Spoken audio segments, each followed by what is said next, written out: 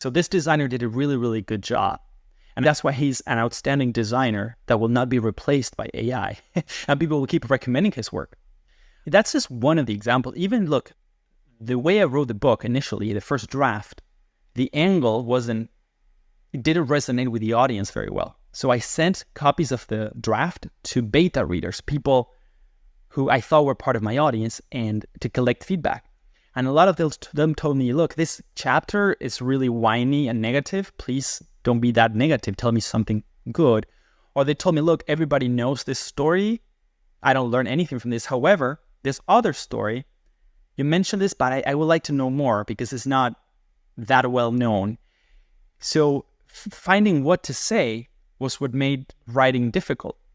Then putting the words together, which is what ChatGPT can do, that's the easiest part, right? I think a lot of people manage to write very good text now, people who don't speak very good English, for example, because they use ChatGPT, and that's great. But choosing what to say is what makes a book a good book. You know, it's not grammar.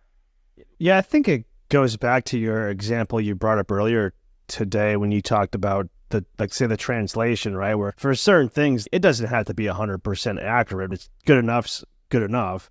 If you're talking about like, hey, you have some murder trial and you need to translate, you don't want ChatGPT potentially taking out witnesses and translating it completely. So for that, I mean, you obviously, but like you mentioned before, if you're a corporation, oftentimes your motive is more profit. If it's good enough, it's like going to all these stores where they have the self-checkout. Hell, some people probably like the self-checkout because it's faster. But for me personally, I generally don't like the self-checkout, but I'll go to it if I have to wait in line. So it's a worse customer experience for me. But then I also wonder on the accounting standpoint, if you're hypothetically Walmart and you have this self-checkout machine, that machine is now an asset, and then you can write it off as it depreciates every year. You don't have to hire as many employees, which is basically a liability. They might not show up to work. You have to pay payroll taxes for them and things like that. So in terms of your bottom line, it's actually better to have an expensive machine on the books than it is to have employees. And then I wonder if other companies, as more machines are built, would rather just take the machine just due to flat out accounting, not even performance at a point. I know. I think, companies are always trying to optimize, and they try to see where they can optimize. And I think that will happen. And sometimes, again, optimization, sometimes, yes, it may not work as good for the client.